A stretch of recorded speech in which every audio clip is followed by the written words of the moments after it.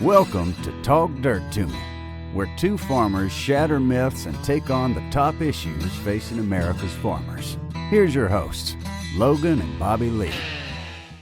Well, it's the Christmas done come and gone. Christmas has come and gone. It'll be a long time before we see Santa Claus again. It will, man. That's what we had. Did y'all do anything today? No Christmas, but we're not done. My mom's side of the family, like her extended family, all her siblings and whatnot, so all my cousins and their kids, I don't even know when we're going to do it. Oh, really? I don't know if they know when we're going to do it. I think there might be a day set. It may even be like next weekend. Okay. Like the first weekend in January, which we always do theirs, it seems like, just after Christmas. Yeah. Well, a lot of them are nurses, EMTs, which I mean, I know obviously your wife's a nurse, but so a lot of them work through the holiday. And so I guess that's why we always traditionally do it after. And two, it allows, everybody else to get all that other stuff get their stuff done. Yeah. Well, that's how we did our last one today. My mom and dad, they'll do one with her siblings, I think next weekend or something. Yeah. They always do one. But we did the one today with my wife's family. And so, yeah, we're done. So I told the kids, we left my in-laws, headed home, and I said, all right. I said, that's it. Christmas is done. I was like playing music or something, and I changed it from a Christmas song to like some just good old-fashioned rock. I was like, We're done playing Christmas music. It's over. So. Yep. I don't know, man. It's Christmas is. I love Christmas, but it's like, I was telling my kids. I said, it's like you're so pumped for Christmas, and then it gets here, and then it's done. Like Christmas is like, I feel like it's like a rapid fire. Like, you have this huge build up, and then it's just boom. All right, Christmas is over with. Like it, Well, and I feel like I was as fired up for Christmas this year for some reason. I don't know if it's because my kids are that age. Like I was into it for about that last week leading up to Christmas. By the time they got out of school, every night, if there wasn't a ball game on that we were interested in watching, or, we were watching a Christmas movie. Yeah. Watching maybe even a couple of them. And, I was all into it. But then you're just kind of like, well, yeah, that's it. Yeah. Now it's just winter. It's just winter. That's what, last night when we were over at my parents', Hattie, my niece, she asked my mom, she was like, when's the next holiday? And Mom was like, oh man, probably Valentine's Day or something. I said, well, you got New Year's Eve coming. And, but it's not like and Valentine's Day that's the terrible holiday too. Like, I don't even really care about it. I mean, honestly, the next big holiday is Easter. I feel like that we'll have, I'd say it's basically for me, it's Christmas, Easter. I do love the 4th of July, and I love Halloween, and then Thanksgiving. Like, I don't, and Memorial Day's kind of your unofficial kickoff to summer. Yeah. Now, a lot of people don't have like huge Memorial Day parties. I know some that do, but it's kind of your first, like, even though it's technically still not summer then. Yep. It's like, it feels like summer. Like, it does. But now we're in winter. I mean, it's just winter time. Days are getting longer, but we still are at that point where it's like, it gets dark early. The sun doesn't shine. It's cold and gray. Although today it's been a pretty nice day. Yeah. It's supposed to be raining. We're supposed to be in like a total washout. I know, and I'm glad, man. We've been missing this rain. I'm glad right now, which that's going to be a topic of conversation today, because I got a couple things. I got some emails I was going to hit too. Before we get in too deep, we do need to give a shout out. Agzaga. Christmas may be over, but it's never too late to do some more shopping or get you some. Yeah, I mean, you're moving into the next year. We'll be approaching spring before we know it. Yeah, there'll be the bale net wrap deals. I mean, gosh, it seems like, because I guess we're less than a week into winter officially, but spring will be here before we know it. Be getting ready for hay season.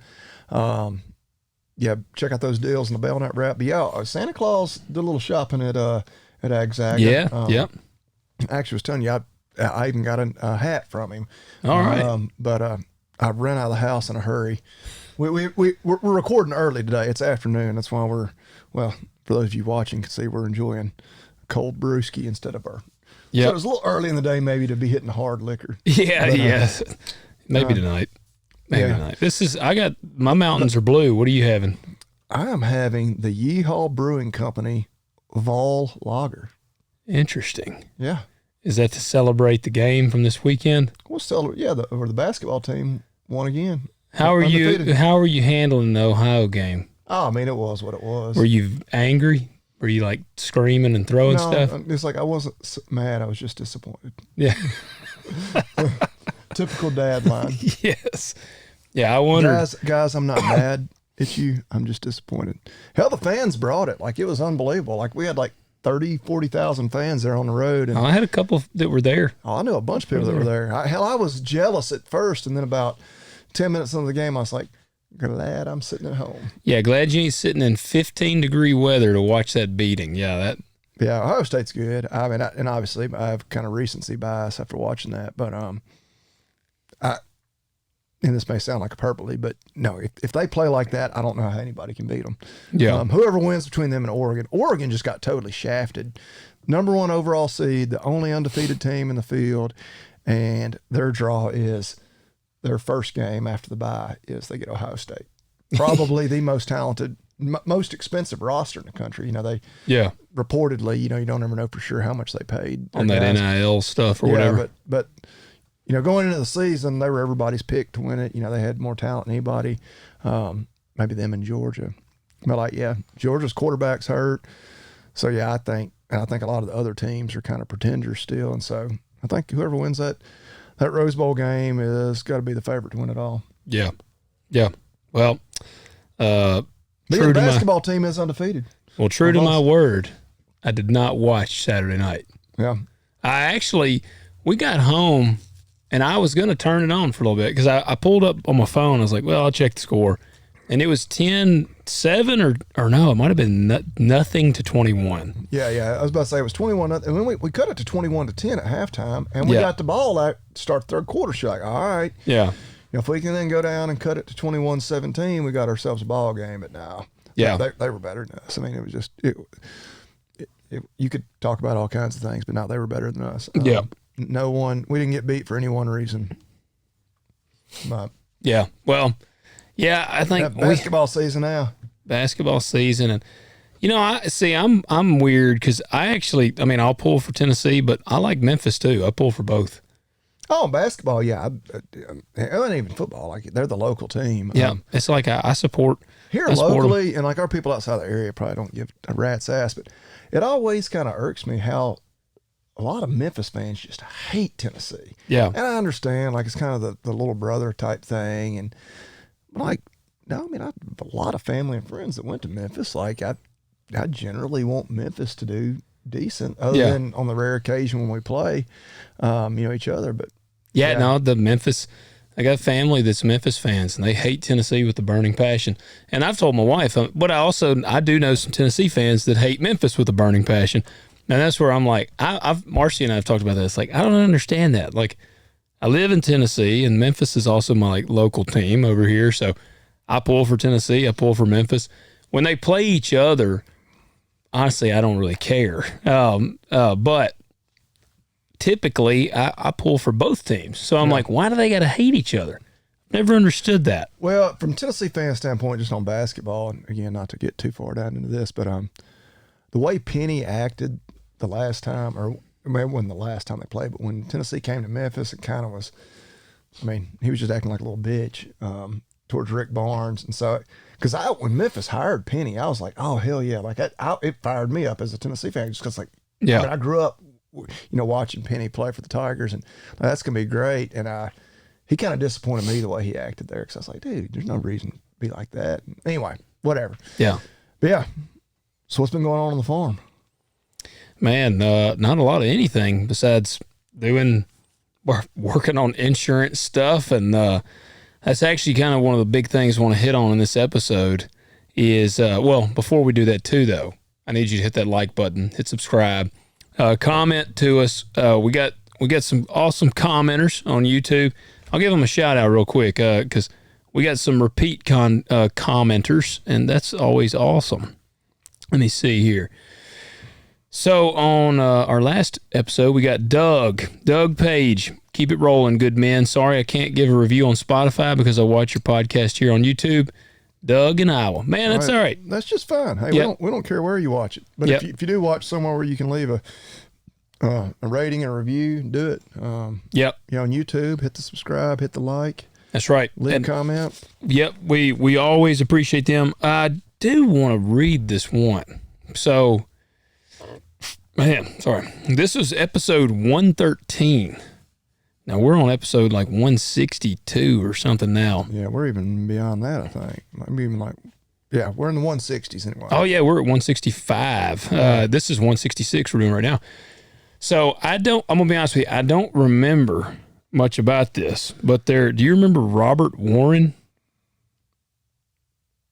No, was that somebody we talked about? It must have been. It was on episode 113. Guys, I don't remember what that was nearly a year ago. Yeah. I don't remember what I ate for lunch the previous day a lot of times, but this guy wrote in and he said, I personally know Robert Warren. So if you are curious, go back to episode 113. He commented this a month ago. I personally know Robert Warren. Met him in July of 2022. He's an electrician as I am. This man is such a well-liked man, and his stories are all truthful and entertaining. He claims he is writing a book now of his life. I believe he's somewhere near 75 years old. He was in the Battle of the La Drang in South Vietnam in 1965. He was enlisted in the 1st Air Cavalry, serving under Colonel Hal Moore of the U.S. Army. He was shot down twice in that battle. He was good friends with Sam Walton, and that's the Walmart guy. Isn't it Sam Walton? Walmart guy? Yeah. And his wife, and also knew the Davises, founder of Winn-Dixie stores. All right. I don't remember what we talked about on Robert Warren. Are you looking? So that was the one that the tomato crop insurance. Okay. Well. Yeah. I thought the huge fraud deal. Yeah. Robert and Vicky Warren. Well, I'm not saying he's probably not a likable guy, but I'm saying he definitely pulled some shady shit on insurance. I was about to say, most of these people that pull these shady deals are really charismatic and I mean, they don't get there by being an asshole. They may do some asshole things, obviously, defrauding insurance companies, which has a negative impact on everybody else. Yep. Is an asshole thing to do, but no, they're usually pretty slick, likable people. Oh yeah, they got to be. They're a salesman basically. They don't pull these schemes by just being a dick. So yeah. So but we always appreciate the comments. We try to respond to them. Might take us a little while to get back to you, but we try to respond. And those that comment to us on Instagram and all that, that's awesome. We always appreciate them as well. But one of the big things, we're at the end of the year here. Our next episode, I guess, our next episode will drop in 2025. That's what we were just talking. Well, next one we'll probably cover, look back on our goals we set for 24 and then make some goals for next year. Yep. Well, I got to be thinking about that. I do too. Yeah. I can tell you the dynamic of where we are is much different than when we did the goals last year especially on the row crop side of things. And that's what I want to hit on a lot on this episode. You're seeing a lot of publication now coming out. Oh, and I guess we can say there is going to be a payment. I told everybody. Oh, is it official? Yes. I told everybody last week that we would get a payment. I didn't figure it would be this year. I'm still holding to that. I don't expect us to receive one this year. They did force basically a payment through. I could tell y'all the prices. It's going to be, I can't remember offhand. Cotton's around $82 to $84 an acre. And beans is $30 and 60 cents an acre. And corn is about $43.80 an acre. So they drastically cut back corn. Hell, corn was originally going to get $102 an acre. And beans were going to get around, I think, 60 or it was $59 an acre. That was the original proposed thing. So they did cut that back really hard. And man, look, we talked about it last week. I'm not going to go back into should they do a payment or should they not. If you want to know our thoughts on that, go back to the last episode. I will say that I think it's a more complicated matter than just yes or no. I've talked to several guys, and I'll tell you, I was reading some articles, and they were talking about the debt to asset ratio. And a lot of the guys, really, like in my boat, from the 20s to like early 40s age, most of them are leveraged to the max. If they own their own operation, they're not working for somebody else. If they own their own operation, they're like super leveraged. So their debt to asset ratio is like, I think it said on average it's around 46%. So that damn near means they're like even, like they have just as many debts as they do assets. And it was showing as they went up in age, I think once you got up over 60 years old, the debt to asset ratio was like 13%. And that's why those guys can weather the storm a little better, because they have a lot more assets, a lot less debt, because shit's paid for. Guys that are around my age, our age here in that farming bracket, especially on the row crop side of things, man, you're super leveraged. And so that's kind of, as we wrap up this year, one of the things I wanted to talk about was like, how the hell do you survive? I've seen a ton of things, and one of the things that I've seen a lot of is you can't save yourself into a profit. I think a lot of people, one of your first things you think is, all right, I'm going to eliminate cut corners. I'm gonna back off on the fertilizer. I won't put as much fertilizer down. I'm gonna cut out some of my chemicals. And man, I mean, on a year like this, you do have to you got to find out exactly what do I got to spend versus what do I not have to spend. But you can't cut your crops. I mean, that you can try to yield yourself out of a bad situation, which we also know that's not necessarily a good thing in the long run for us. But when everybody's doing that, obviously your supply just goes way, way, way, way up. Yep. And without necessarily having any change in demand. So yes, and man, I don't know. I talked to a farmer. So I was Christmas Eve day. Luckily, there was a store still open, and I had not taken the kids to let them pick out my wife something. And my wife was working. God, I don't think my kids got me or my wife anything. Well, actually, it's funny. My son did, and it was sweet of him. He wrapped up a pocket knife, and it was one that had been my father-in-law's, and it's still in the box. And he gave it to me and $5. And $5. So hey, that's a thoughtful gift, man. Yeah, that's really cool. But yeah, I didn't.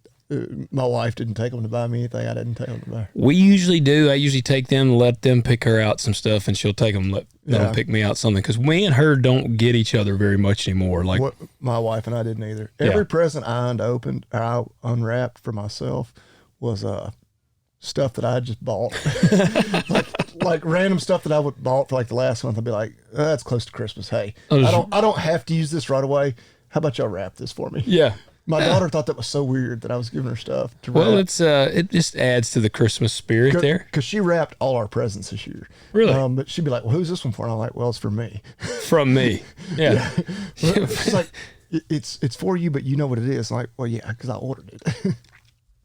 Well, yeah, I didn't do that. I might have to try to do that. Well, I used to tell my wife, I'm like, I want this right here. Yeah. And I would tell her exactly what it was and where to go get it, or I'd send her like the link if it was something to order. And so you just order. So now you're like, well, I just cut out the middleman. Well, no, she wouldn't even, she'd buy me something completely random. I'm like, remember that thing? I was like, I'm going to buy it either way because I need it, or at least I really want it badly. Like, you could have at least killed two birds with one stone. And just killing a hit. Yeah. Yeah. No, well, I took them. We got a great local store. I'll give them a shout out there. Aiken's Clothing up here. They got an online thing. I think it's like a boutique, but she's got a lot of cool little knickknacks in there too. My son actually my wife took them there for me too, because they have some little men's stuff. Oh, he got me like this. It's a hatchet. It's like that long. The head on it's about that big, but it's got like a multi-tool grip, but it's wood handle, but it's got like knives and pliers and stuff. It's just a neat little knickknack. I mean, we take them, they spend $30 or something on us. Yeah. But anyways, I took them there, and this dude comes in that's a farmer, and he's kin to us as well. But me and him got to chatting, and I said, what about this year? And he said, dude, I'm going to tell you what. He said, I lost more money than I've ever lost this year. He said, I lost a bunch of money this year. And I said, well, that makes two of us. And he said, no, I'm telling you, man, I really lost a lot of money this year. And now he is diversified in that he farms a good bit, but he also has a pretty good business going on the side as well. I hate to even say side because it's what he was doing, and then he started farming. But he said, I lost a bunch of money. He said, man, it's the worst year I've ever had. And then I said, I'm right there with you. And he said, what are you going to do next year? And I said, I don't know. I'm still trying to figure that out. And we just got to talking. I mean, it's going to be a corn heavy year. I can already see that. Corn's the only thing right now that has like any sort of positive outlook to it. There's still some demand for corn. And that's kind of what me and him were saying. It's like, I guess we're going to go corn heavy. But the problem is it's a cycle of problems because the markets dictate what we do, whether we like it or not. You know, people are like, man, why don't you just plant something different? We got to plant what we can sell. And so you're stuck in like this cycle. I mean, in our area, you can grow wheat, cotton, corn, and soybeans, and that's basically what you grow. Yeah, if you're doing anything on the scale. Or cotton, you know, I don't know if I said cotton, but yes, if you're doing anything on scale, that's pretty much what you can grow. And milo sometimes. Which is a cool crop. I don't remember, it's been a while. And again, the market's got up, and so people planted milo. Yeah. There's no market for milo now. But that's what we were like, man, we're going to have to try to more or less figure it out. And when I read some of these articles, because Farm Journal and Successful Farming and them, they'll put out game plans for 2025. And I'll read through them. And I mean, it's good stuff. You know, a lot of it's pretty basic. It's like, know your cost. And it's like, okay, I know my cost, know your break even. And it said in the article, it's like most farmers are going to be below or above their break even on costs. Like they're not going to make it. They're not going to pencil out for they're figuring the next 2 years, farmers are not going to pencil out. And so their main strategy was just to figure out ways to try to survive the next couple of years farming. Well, but then what do they think beyond that? I mean, I know you're always hoping. Yeah. But yeah, there's no guarantee that the tides are going to turn.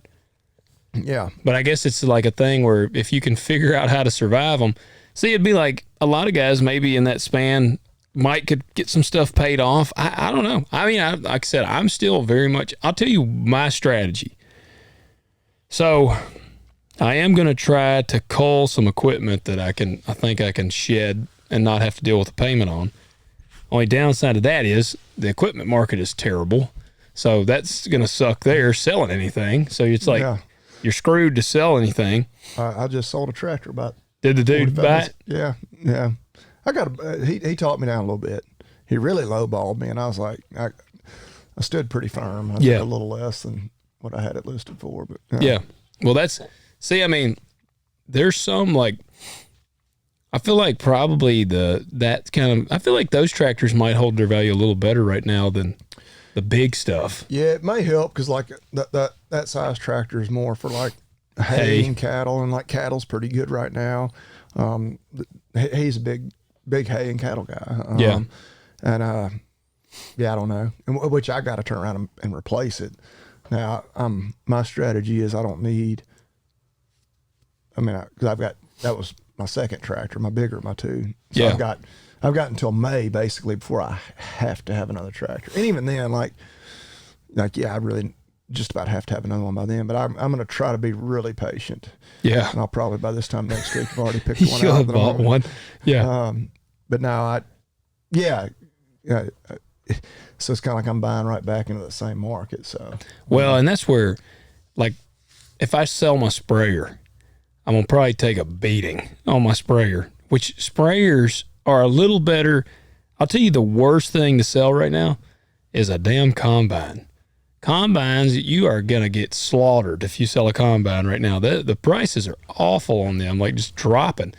And did you go to that Tennessee tractor sale? I watched it all online. Well, I saw.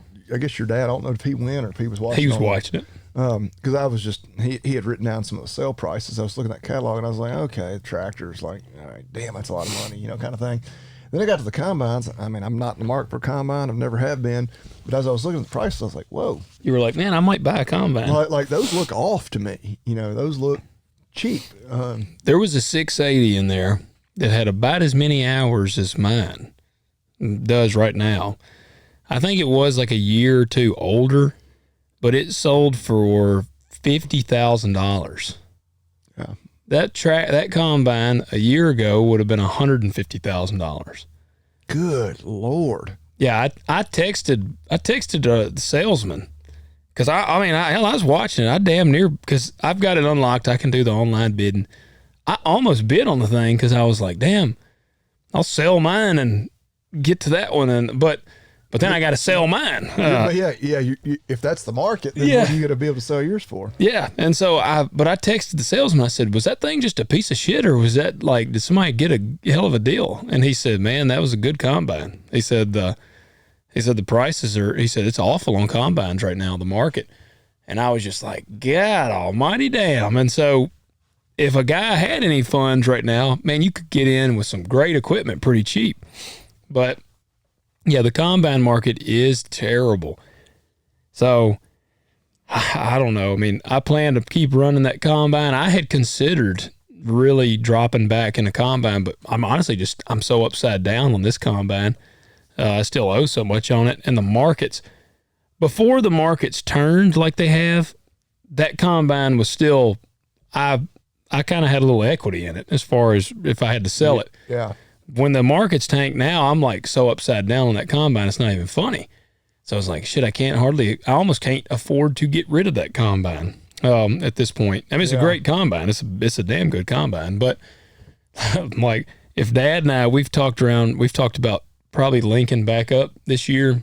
And that's what I told Marcy. I was like, hell, if we're going to link back up, I could downgrade my combine, run 2 combines. I don't have to have one quite as nasty as the old 680. I could go back to like a 9770 or 9760. But again, you got to get rid of the one you got. And I don't want to, if I have to sell mine, downgrade to one, finance it, and then also pay the difference, I'm not going to come out ahead. So I don't know, man. It's my game plan really is to cull what equipment I can. I got a track hoe I'm going to sell. I'm hoping the track hoe will do okay because it's kind of, it can be used in the ag sector, but it's technically like construction equipment. So that one seems like they hold their value a little bit better. Got a track hoe to sell. I'm going to sell a few things, try to pay down some things, and then I'm going to go extra hard into the store like I've been saying. I mean, we're getting into I bought my wife some tallow, like tallow lotion and soap and a candle. And it's all made out of beef tallow. And people go nuts over that stuff. Yeah. And so I've got a 16-pound container of beef tallow. We're about to start experimenting making lotion and stuff. And actually, I need to get with the butcher, whoever you use. Yeah. And get the fat.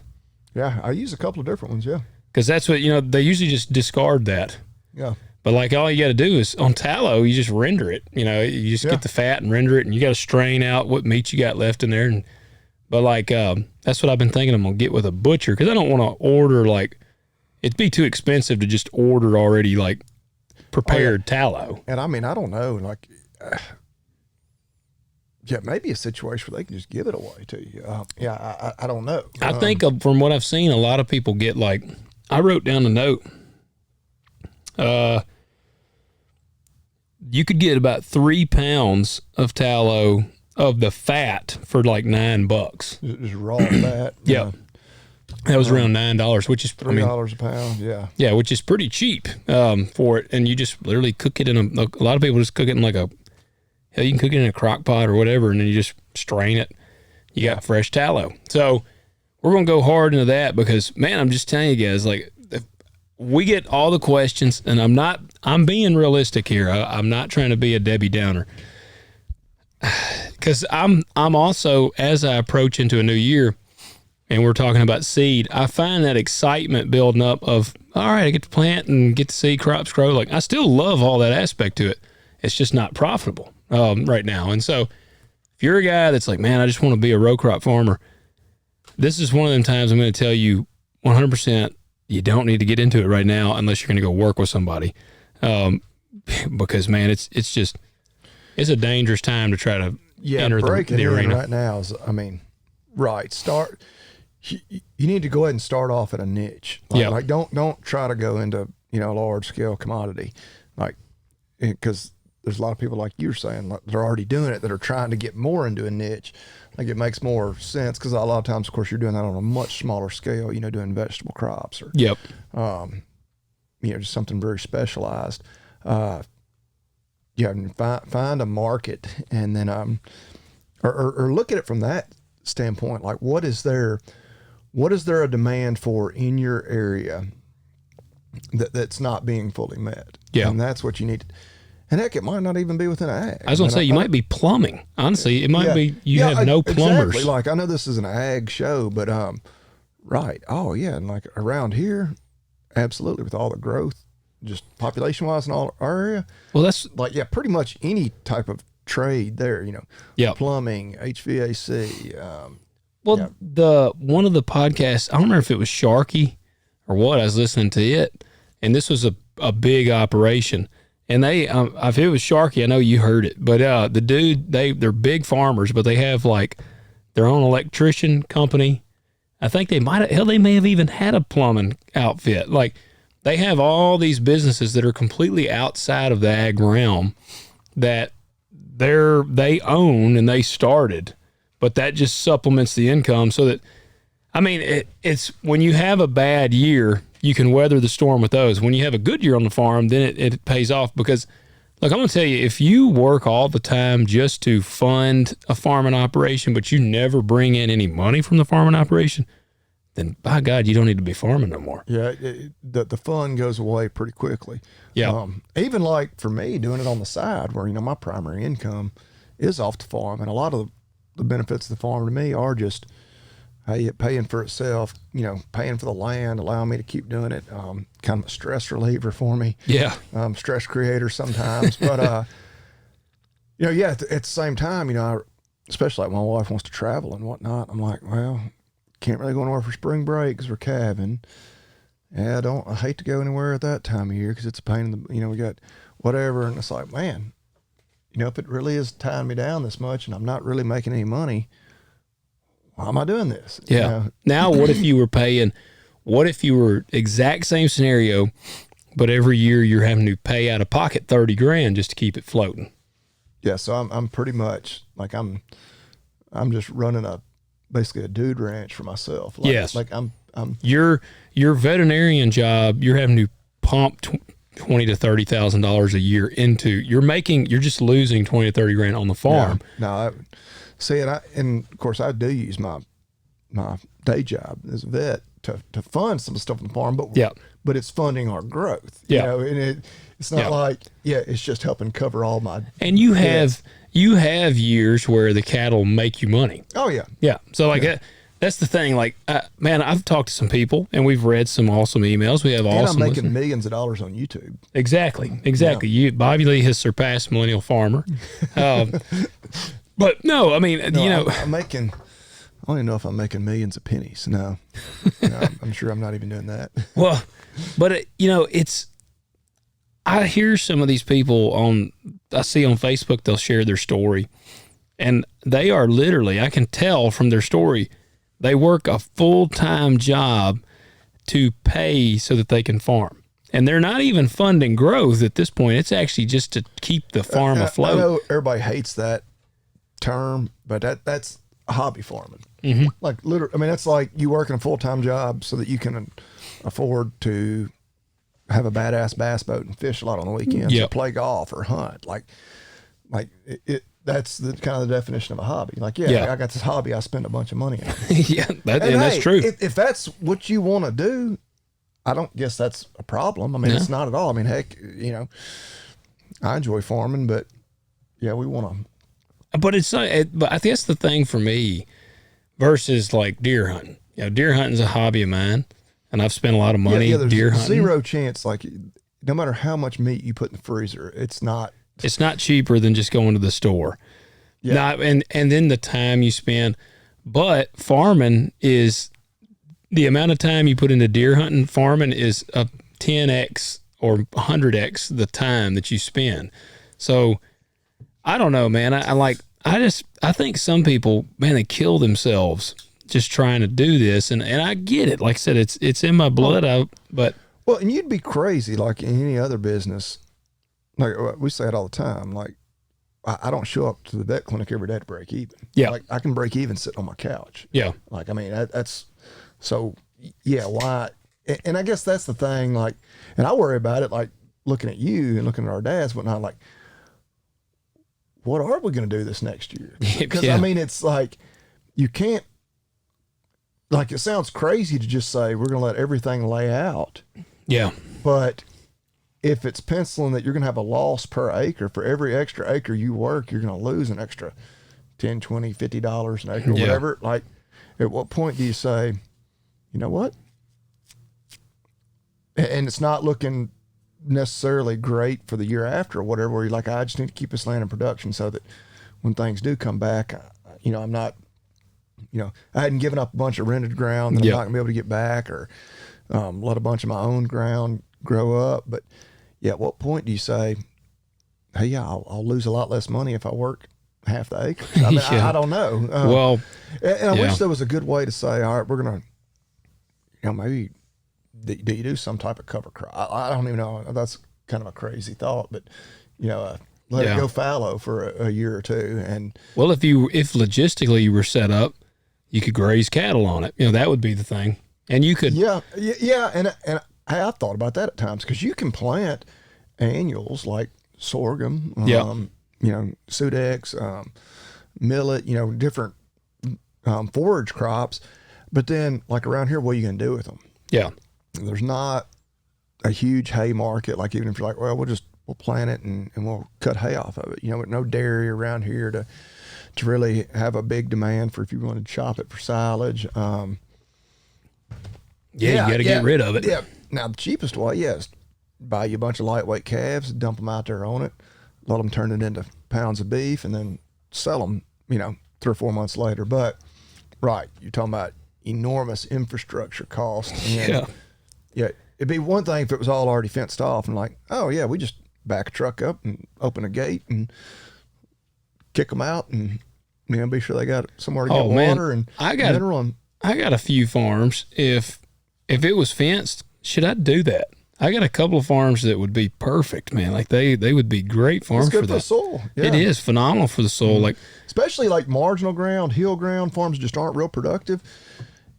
And of course you have other things to worry about with cattle. Just because you got good grass and you dump calves out there doesn't mean they aren't, going to die or have something else stupid happen to them. They tend to find ways to do that, but. See, and you have a lot of other costs tied up in it. I'd be scared to trust some hot wires. No. See, I would. I know some people do it for like a perimeter fence. To me, anywhere where I was going to really do that, I would have 5 strands of barbed wire, some kind of welded, pipe fence for my perimeter. Then I could use my hot wire to cross fence it, to section it off to rotationally graze them. Yeah, because, man, I'm thinking if I was set up to do that, with the land that I rent, and there's not every farm that I work would be suitable for that, but I got several that would. Shit, you could background 500 head of cattle pretty easily. I mean, but again, like I'm thinking all the way out in like Bolton. So it takes me, that's where I own a farm in Bolton. It takes me 25 minutes to get out there. I can just imagine, because I have people that have messaged me and they've kind of pitched this idea and they're like, man, just run you a couple strands of hot wire and you'd be solid. Yeah. Dude, I would never sleep. I would be laying in my bed in Munford thinking about a herd of, 50 head of cattle, young calves that are out there with 2 or 3 strands of hot wire, and right next to them is like Highway 14. And that's what it's like. Yes, that's what I want. I want 50 head to blast through that thing, and I want to get a phone call from like Highway Patrol at 2:00 in the morning. Yeah, there's no chance. Yeah. Yep. So I I wish there was a good solution for that. Maybe I need to invent some sort of like rapid fence that you can put up. But I don't know how you do it. But I don't know, man. If I was set up, I think this coming year, I would go as heavy in the cattle as I possibly could. And I know there's huge risk. It's not like, when I say the that, problem right now is you have to say if you're going to buy a bunch of 500-pound calves, they're expensive. Oh, they're Hunter Biden high. Yeah, I mean, they're and so you can buy your LRPs and all that stuff like we've talked about and protect yourself on the bottom side and whatnot. But you're sticking your neck way on out there. Yep.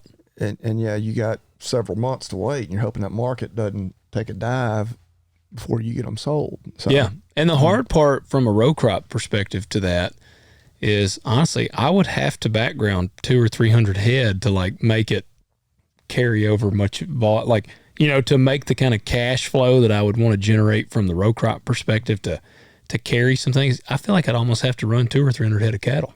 Yeah. It just depends. Like some years we've made, I think my brother made $300 or $400 or $500 a head there one year. But then a lot of years we're just hoping for $100 a head. Yeah. And so. Yeah. Damn. Yeah. $100 a head. Shit, even at what, 200 head of cattle? If you're running 100 head, that's $10,000. I was going to say, that's still only $20,000 on 200 head of cattle. Yeah. Yeah. That's where people underestimate. And look, I love Yellowstone. We talked about it. Did you watch the finale? You did watch it? Yeah, I did finally watch Yellowstone. Yeah, it didn't go quite. I was disappointed in a lot of ways. Like, we knew it was going to go back to the natives in some form or fashion, but for them to just basically give it away. And then, like, for Casey, you and I talked about this on Christmas Eve when we were at the gathering. For Casey just to let his dad's killers, like, literally just, obviously Beth killed Jamie, which it's a spoiler alert. Yeah, by now, and I know I just watched a few days ago. But hell, everybody knew she was going to kill him, but that wasn't even that dramatic. No, and not compared to some of the other parts of the show and other previous seasons. But like, you just let all the other ones off scot-free.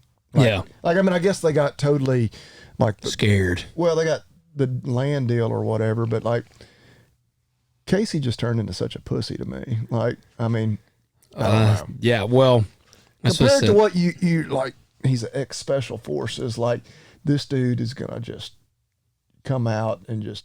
If Spencer in 1923 comes back and acts like that, I'm going to quit watching the show. Yeah, I'm done with Taylor Sheridan forever. Yeah, because Spencer is supposed to be a gangster, so I expect him to come and just kick ass.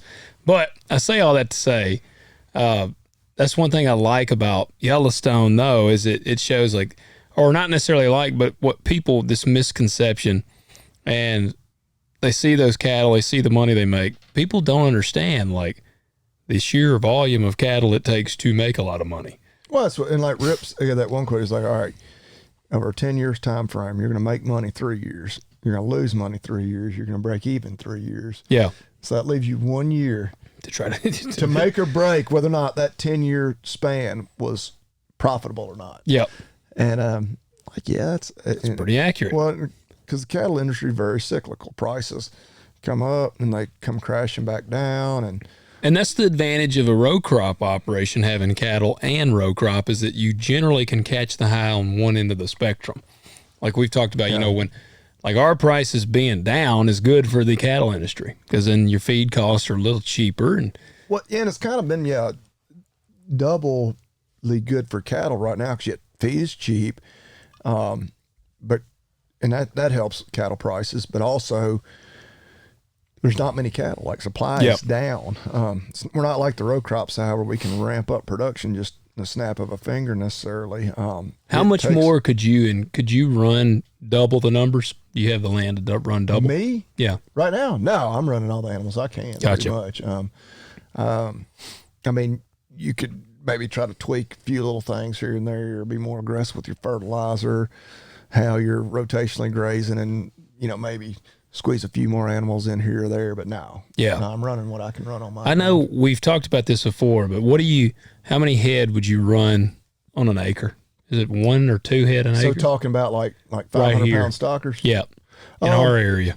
So we've been stocking those at about 1 per acre. Yeah. But kind of one of our kind of theories, and you hear people talk about it, especially where you're fescue based on your pasture, you have all this spring flush, just grass coming out your ears. I mean, and you can't hardly, at one animal per acre, you can't hardly graze it back. There's just grass, more than they can handle. Yeah. But then you get into summer, that fescue goes in a summer slump, and man, it's just not doing much. And I don't think, we kind of got talking, by the time you get to the end of June, for the next probably 3 months, like true summer, I don't know that those calves are gaining hardly anything. Really? And so we've thought maybe you ought to run like 1.5, maybe even 2 per acre from like March to the end of June, when you've really got all that grass, and then get rid of them. Well, I was going to say, what if you sold them earlier? Because I think your average daily gain, because we always figured our average daily gain, we're like, dang, that wasn't that great.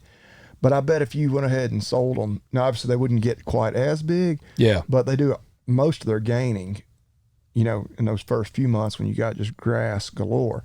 And again, we're stocking at a low enough rate where they don't run out of grass all year, but it's just, it's hotter. They're not on their feet as much grazing. The quality of the grass, even though there may still be enough quantity there, the quality goes down. And then you get into the fall and it starts getting a little better. Fescue, starts coming back. I'm still grazing some calves right now that I hadn't had to feed a bit of hay to. Wow. Probably going to have another couple of weeks, maybe another month before we have to start feeding them hay. But I'm not 100% sold on that's what we're going to do this next year, but I think, gun to my head right now, I'm gonna have to come up with that one by next week for my goals for this year. Yeah. We may go ahead and just, instead of me running 70 or so calves on that farm, I doubt I will double it and go to 125, 140, but I might say, hell yeah, go 140. I might say I'm going to run 100 calves on that farm. Yeah. But then sell them into June. And then you're going to get a white Cadillac with the deer, or not the deer, but the big bull horns up on the front, or some cattle horn, kind of like our longhorn here. Get you big longhorn horns up on the front of it. Yeah. Like Boss Hog. Yeah. Or Boss Hoss. Is it Boss Hoss or Boss Hog? It's Boss Hoss. I thought it was Boss Hog, but we got Boss Hog, or there's that Boss Hoss too, the motorcycle. That's Boss Hog. Well, shit, I don't know. Hell, now I'm getting confused. Well, I don't know. So there's Boss Hoss motorcycles. Yeah, that's where our buddy used to work. Yeah. They put V8 motors on motorcycles. Yep. Boss Hog was the one on Duke. Was it Dukes of Hazzard? Yeah. Yeah, that's Boss Hog. Okay, that's what I was thinking. Yeah, that's what, man. JD Hog, known as Boss Hog. Boss Hog. I think, man, go 100 head. That'd be pretty cool. Yeah, I don't know. We'll see. But that's the other thing. Like, I've got 46 head on that farm right now, which about a third of those are heifers, so they won't count. I'll get rid of them separately. So say I've got 30. Do you have to buy that many steers? Woo! They're high right now. At this point, I'll need to increase my line of credit. Yeah. At this just point to buy that many calves. in your operation, where your cow calf has gotten to, do you profit more from your cow calf at this point, or do you profit more from the stockers? It's hard for me to say. Cow calf, I think you'd say right there is, but there's so much extra cost. Like I could do it, and I probably should have done it if I was a better businessman. Like, I don't know how much money I have tied up in a cow on a yearly basis. Like, I don't have a price on my hay. Like I could do it. I could figure up, but Lord, my hay, or just my fuel, getting in a hay crop, my fertilizer, my rent on some of that ground. Well, I'm the same way on row crop. I have a pretty solid idea. I can tell you seed, chemical, fertilizer, pretty much breakdown per acre, but not fuel usage per acre. I don't have all the minute details. I've got all my fuel receipts, so I guess I could figure up how much fuel, but I don't I don't know for certain. Again, you can go, like, there's different resources tell you about what it costs to keep a cow for a year. But yeah, like everything else, there's lots of different variables from one operation to the next. I am not certain. Right now, as high as calves are, almost certainly the cow-calf. Yeah. But again, it takes you a while to get that established. When calves are really cheap to buy, it might be. It's a whole lot easier to pencil on those calves that we're buying because I know exactly what I paid for them. Yeah. And because we're not really feeding them any hay or anything, it's just a little bit of feed and mineral, some vaccine and veterinary cost right at the beginning. And like, it's really easy to track that. But yeah, I don't know exactly how much money I have tied up in a calf by the time I get him weaned. Yeah. I should. Maybe that should be one of my goals for 2025. To know how much. To know how much money I have tied up in each cow every year. Yeah.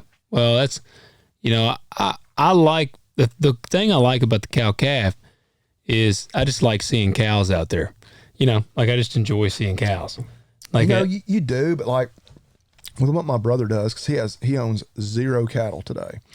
3 months from now, he may own 50 to 80 head, whatever. Yeah. And then come next fall, he won't own any more. And so the worst time of year to have cattle is right now. Oh yeah. And he doesn't have to deal with it. Which right now our weather's been pretty decent, but what was it? Was it a week or two ago we had that 2 inches of rain? Just sloppy, man. Oh my God. Like there's just mud on top of mud on top of mud. And it didn't take us long to dry out. Like, yeah. I fed some more hay today, even though my feeders weren't empty, just because it's supposed to rain tonight. And I was like, no, I got a couple of empty hay rings. Well, I know it's going to rain. I'm going to go ahead and while I can do it without getting muddy. Hell, I did it with my leather boots on. Oh man, yeah. Didn't have to put leather boots. I mean, that's nice. 2 years ago, it was 0 degrees. Yep. That's when it's brutal. When it's freaking 0 degrees, and then it'll rain and get sloppy. And I don't know about 0, but like 20. I'd rather it be 20 than be like 40 and raining. Yeah, 40 and raining, 35 and raining. Oh dear. Like those are days where I'm like, I'll sell them all. Like I'm done. This is not fun. This is actually miserable. It's more mentally. Yeah. Like it's just like, oh my God, it looks awful. Oh, the cows are hunkered over. When you just look at the ground, like around where I'm feeding, I'm like, well, this ain't great for the soil. Like, it's just, Yeah, they're standing like 10 inches, 12 inches deep into the mud and muck. Well, like where I feed them just becomes just a big wallowed out spot. And you're like, yeah, this is not good for anything. That's the time of year. When it gets like that is when I generally pick up 1 or 2 bottle calves. Because we'll have one get, trampled and you have to rescue it. And then inevitably you'll go out there and there'll be one that you just missed or something and it's dead. It's been like, it's done got like down into the mud. And so, yeah, that does suck, man. That's what I say. Like, that's where the nice part about having a outside the ag sector job. And it's funny because, it wasn't just a few episodes ago we were talking about like the guys that are small farming and have an outside job. They're kind of like almost hurting somewhat, some of the guys in the industry.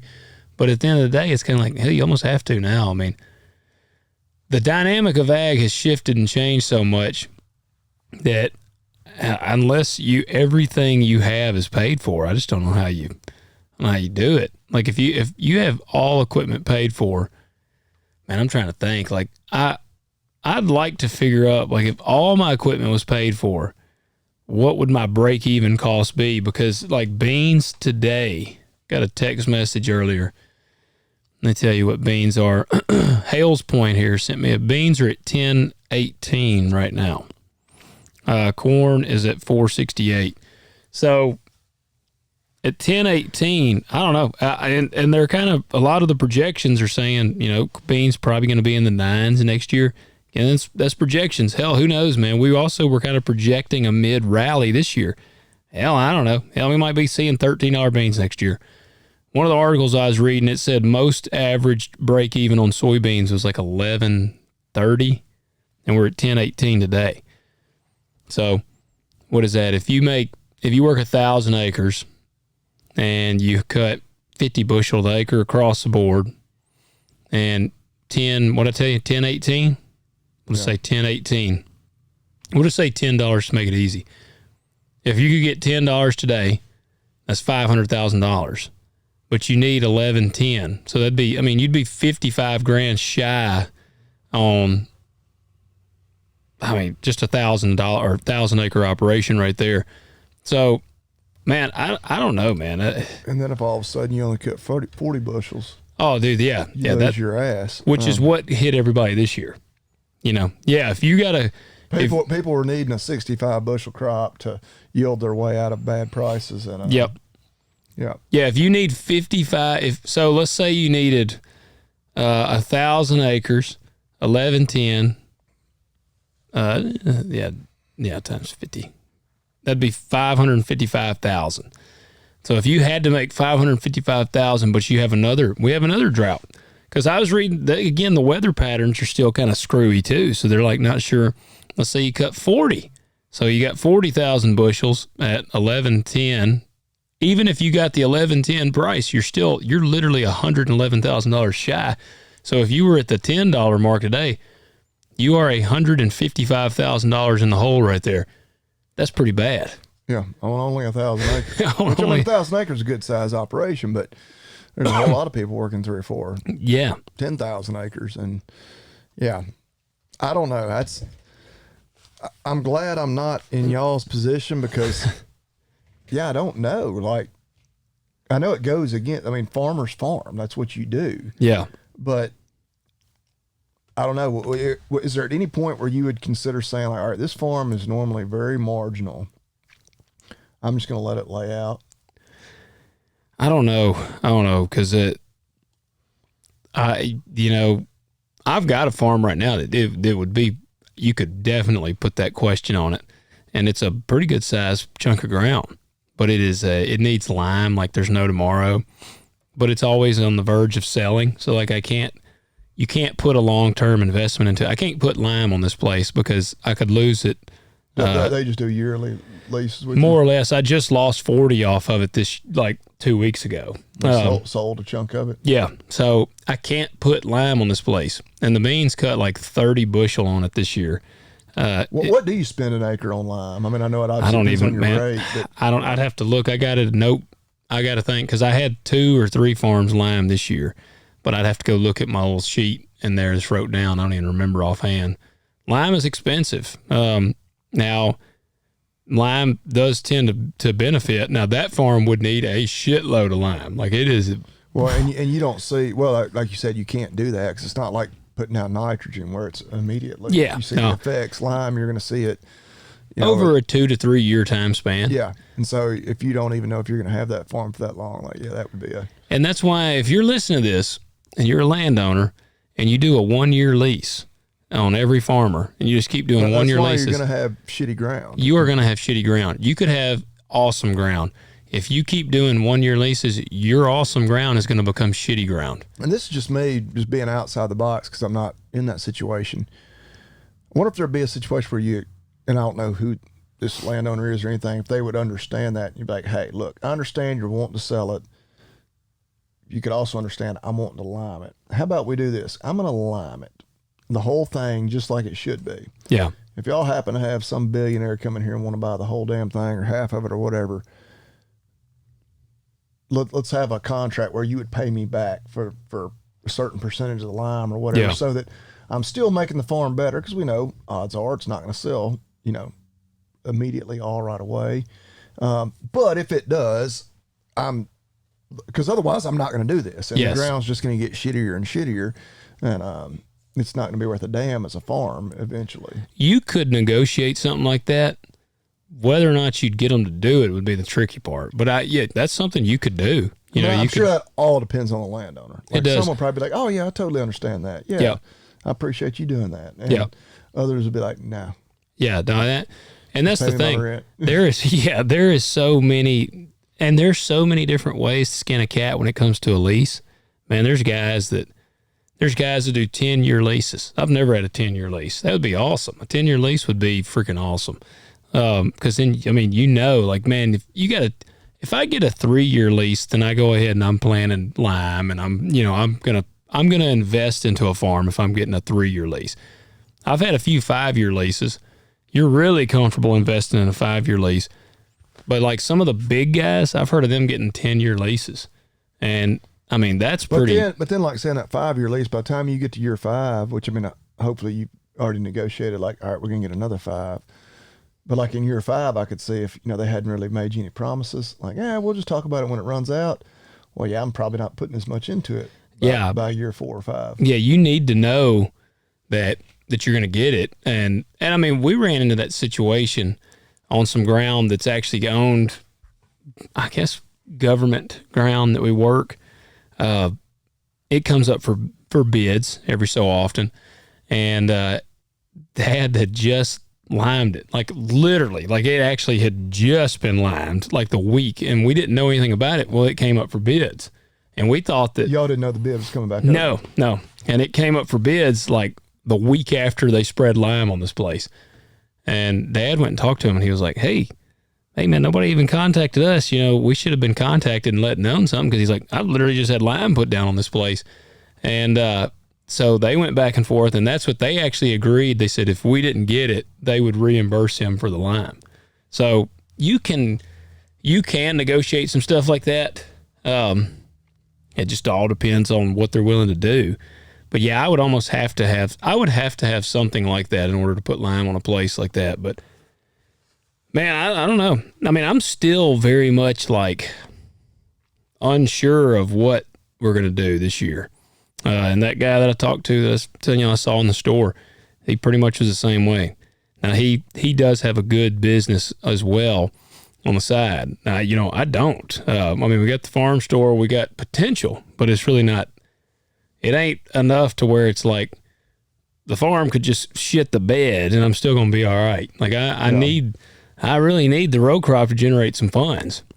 And, I don't know, man. I mean, that's why I'm like looking at all ventures. I want to go really hard in the farm store, and hell, I got tomorrow I'm going to finish my audio book.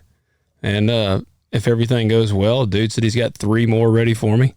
So I don't know if I shared that with our listeners. I don't know. Yeah. Logan's an audio book author. Can you share the name of the book? I haven't been told that anything's confidential. It's called the Zimmer Doctrine. Okay, I was about to say, do you want to check into that and tell us next week? Yeah, I mean, and we had, like, he may get it and say, this sounds like ass, which I had to send him, a few samples of I had to send him like the first several chapters that I had recorded and cleaned up, and he liked it a lot. So, I'll tell you, it was pretty cool, because this dude's he's an established author. So, like, most guys that they start out with like, some nobody just writes something, but this dude's an established author, and yeah, it's called the Zimmer Doctrine. It's kind of got a Jack Carr vibe to it. Okay, like it's a political thriller. Pretty good, yeah. Yeah, it's a political thriller. The bad guy in there, he like cuts people's eyelids off and feeds them to sharks and stuff, and it's like some operatives that are on there. I wouldn't think that would be that like rewarding for a shark, just to eat eyelids.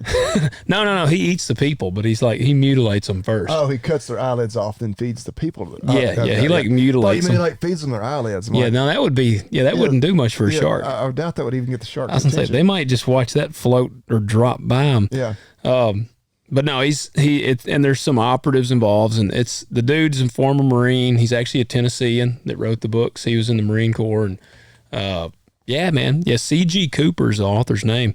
No, I have not seen any NDAs. If I'm breaking that, sorry. I haven't seen anything, but I think the book is out. Like, you can buy it and read it. It just doesn't have an audio version. Or even better, you can have Logan read it to you. You can have me read it to you. And I even did you listen to any of Jack's books, or did you read them? I have never. I take that back. My wife and I one time listened to an audio book like on a trip, just because we were driving. Yeah. Was it was it one of Jack's? No. Okay. No, this was before Jack started writing. Well, like, at least before he was like really published. Yeah. Well, it's pretty audiobook narration actually pays pretty well. And if you like to read, it's like a double whammy. It's like, you get to sit down and read and enjoy it. But it's been interesting because you change your voice a little bit. You try to for the characters. Now, I'm no Ray Porter. Ray Porter reads all of Jack's books. He is a beast at audiobook narration. And I'll change him a little bit. But the women is where it's like interesting, because I just kind of like, you kind of like try to raise the tone or the pitch just a little bit just to make it a little different. But like Ray Porter was one, he he'll kind of go all out like the woman voice. And I've heard Joe Rogan then be like, yeah, the first time I heard him do a woman, it was weird. But by the time you finish the book, you're like, all right, yeah, it's a woman. Yeah. So I don't know. Like I say, I do my book consumption the old fashioned way. So. On the crapper? Well, just no, not actually using on the crapper. I'm just scrolling my phone, but no, I just read the. I don't even do the ebook. I do the. I actually have a paperback book or a hardback book in my hand. Well, until I started doing this, I had never read an ebook. And I use my laptop. I had done a couple, but I just didn't like it. It feels weird on my eyes. I need a book in my hand. Yeah, but no, yeah, there you go. That's another thing where I'm like, all right, what is something I can do that's totally separated from ag? And I'm like, well, I got the equipment. I'm gonna try it. So yeah, the Zimmer Doctrine. I'm down to the last 30 pages. So the shit is hitting the fan right now. So I'll finish that tomorrow and submit all that stuff, and hopefully he won't tell me that it was terrible, and I'll get to keep on trucking. Yeah. So guys, that's where I say that to say, don't be scared to look outside the box. Yeah, I mean, I do feel like, yeah, we obviously are an ag podcast, but I mean, if you have a knack for something that you're good at that you could think you could make some extra cash for, yeah, if you're a great plumber or you know how to do that and it's like something you're interested in, there's a lack of it in your area, shit, do some plumbing. Find a market that's not being met, and I mean, just from a pure business standpoint, yeah, obviously it needs to be something you enjoy doing. Yeah. But if it's something you're good at and there's a demand for it, do it. Go for it. I had build a business around it. Yeah. Yeah. I had that thought about the plumbing one day. And this was before we had moved, and a sink was dripping or leaking. It had done started dripping. Like you'd turn everything off and it would not stop. And it was a real old sink. So I just said, I'm just going to replace the sink, the whole faucet and everything. And I had been thinking like, man, what am I going to do next year? This was not that long ago.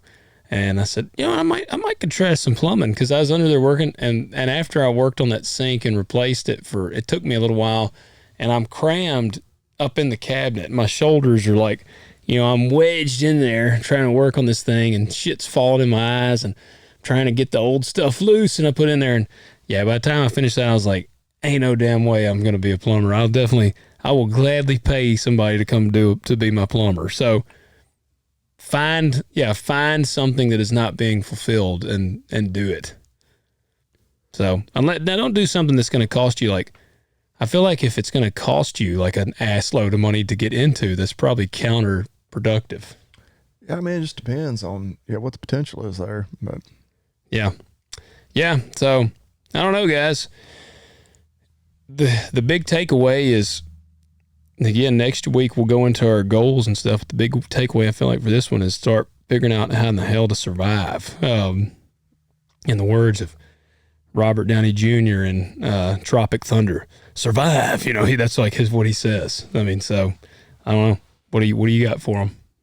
Yeah, I mean, that's kind of my big thing for this next week is, one, just looking back on my goals for 24, see if we actually hit any of them, which I guess that's a bad sign that I haven't been paying attention to that before the very end of the year, which some of them it wasn't so much that, it was a goal of mine to hit a certain point, but a lot of whether or not I got there. Yeah. Anyway. Yeah. I don't know if it makes any sense. How does cattle look going into the new year? Prices are still going to be good. Which Corbett always says, how long is the rally going to last? Well, it's going to end before you think it's going to end. Yeah. But, now as far as just the supply of cattle, it's taken a while to build back herd numbers. Prices have been so high too. It has, in a way, inhibited people from holding back heifers. Cause like, my God, these heifers are worth so much. Got to sell them. Yeah. I'm going to sell them rather than hold them back for replacements. But on the stocker side, if you're buying stockers, it's, the outlook as far as you making a bunch of money isn't great, because you're in for a whole lot more. You got a whole lot more expenses up front buying them. Yeah. But overall, cattle market looks pretty good. I don't know. You do worry because it can be so damn volatile. But I don't know. I need to look at goals for this next year. It's kind of my goal for the next week is to all that set up and figure out, where we can do a little better, where we did what we needed to do. I was going to say, but I'll say for next week, actually. All right. Because I know I hit some of my goals. Yeah. So I was paying attention to some of them. Okay. But, yeah. All right. Well, I guess want to cue him up? Yep. I don't think I've ever done this one before. Okay, good. I'm glad you got one. It's not a real creative one, but it's one that I was just having a discussion with somebody about yesterday. Yesterday or today? No, it was yesterday. So, well, that's always good. Let me start off with 2 words. Made in America. Let me start off with 2 words. Damn new phones. I'm going to tell you, I'm pretty sure one of our goals last year was a perfect goal for 25. I was going to say, by God, that is a goal to get for 25. We're going to get that damn Logan's thing. got all these fancy buttons on this board where it's like, you could immediately cue up these sounds. Like, let's just put Uncle Joe on there. Yeah. Well, this is an easy one. I mean, we could do one of these literally every week. It's not a belt, but Elijah Craig whiskey, the bourbon. Yeah. Now, I know you've had Elijah Craig. Oh, yeah. So I think you gave me some. I did. That one is one that I think it's like an underestimated bourbon because you can get it still pretty good price. I tell y'all, I love my Eagle Rare. And you can actually get it. You can get it. That's what I'm saying. I love Eagle Rare, but it's still got hard to find, and the price has gone up. Elijah Craig, a normal bottle, $40 or something, but it is literally always there. And it's a good one. I like just drink it on the rocks, but hell, I mean, you could mix with it. You're not spending so much that it would kill you to mix with it. But Elijah Craig, man, it's a very rock solid. And I think they actually call it like the grandfather of bourbon. I don't know if it actually is. Really? But it's some sort of title they have on it. But it is a damn good bourbon that I put my stamp on. So I think pretty sure there's a bottle of it over there maybe. Well, just since I had it here today, we'll give I already give them a little shout out. Yeehaw Brewing Company. Believe they are Johnson City, Tennessee. Okay. Yep. Yeah. Yep, got the Vol Lager for all our other Vol fans out there. There you go. You can find it, if you're in our area, at your local Nafy's grocery store. Oh, really? Did you request it? No. Because actually, nobody cares about my health problems, but my pre-diabetes, which apparently I get my diabetes testing supplies, not from Liberty Medical. I get them from... Is that Liberty? Liberty, no, Liberty. That's the Liberty Mutual. Oh, yeah, that's right. Emu. Good marketing, if I remember that. Yeah. What were we talking? Something about that beer and your health. Oh, yeah. So I still drink beer probably more than I should, but 12-pack a night. Oh, there are low-carb beers, and pretty much any light beer. Like everybody thinks you got to drink a Michelob Ultra, but like a Coors Light has like a half a carb more than a Mick Ultra. Yeah, I don't know if it even would it have that on the bottle. I think those are like 3.2. A Mick Ultra is like 2.6. This is 5 grams of carbs. No, 0.5. No, it's more than that. Yeah, it's 5 grams. 5? 5 grams. Dang, I got to quit drinking the Coors Light. My Busch Light, just because, yes, I brought more than one beer with me, is 3.2. So that's one. And that's Busch Light's my go-to. Busch Light's 3.2 grams. Michelob Ultra's 2.6. I'm like, but that's like water in a can. Michelob Ultra's I drink like terrible. 2 or 3 beers, and so I'm like, it's 1.2 to 1.8 more carbs. Like literally, you look at a donut, you get 2 grams of carbs. So yeah, I don't. And this one, it actually doesn't have it anywhere on it or the box how many carbs it is, but it's not like it's a like lager. 8 grams. Like it's not a super heavy beer, but it probably is like a lot more. So, but anyway, it's the holiday season. You can cheat a little bit. That's right. Yep. All right, guys. Hope y'all have a happy new year and a safe new year. And check out agzaga.com. Like I say, moving into the new year, getting stocked up, whatever everything you're going to need for 2024, whether it's in the hay season. I don't guess I mentioned on here, I had a little grass fire at my house yesterday. What did I grab? My Flexzilla garden hose. Oh, I thought you were going to say the commodity jug and just went ahead and just added to it. Yeah, just no commodity jugs were responsible for this grass fire. Grabbed my Flexzilla hose. It was lightweight, easy for me to run with, plenty long enough. Good coupler on the end, so I was able to, because I didn't have it hooked up, got it cinched, screwed onto the spigot real quick and put out that grass fire. Nice. So, if it wouldn't have been for Ag Zag, I wouldn't have had that Flexzilla hose, and I might be homeless right now. He would, but you can use that code, Talk Dirt, yes. all caps, all one word, and You're get right. that Flexzilla hose, and you can save a little money. Yeah, I didn't pay full price for it. Yeah. So Well, that's just one of the many great things they have going. Always on sale for 10% off. that's right. Well, guys, leave us a comment, leave us a rating and a review, and like I said, if you party this New Year's, if you do some cocaine, do cocaine responsibly. We almost. Yeah, I was like, I can't let that get by. Yeah. If you're going to do it responsibly. If you're going We to, don't recommend doing it, but if you do. yeah. And if you're going to drink, just don't drive. Don't be a dummy. We want all our listeners to return. So have a happy New Year. Yeah, we want to grow our listenership, Not shorten your lifespan. Yeah. But yeah, y'all be thinking about your goals for next year, because we're going to be doing that for the next week, and be reflecting back on what we fell short on in 2024, maybe where we hit a goal, and then what we need to get accomplished in 2025. That's right. All right, guys. We'll see you.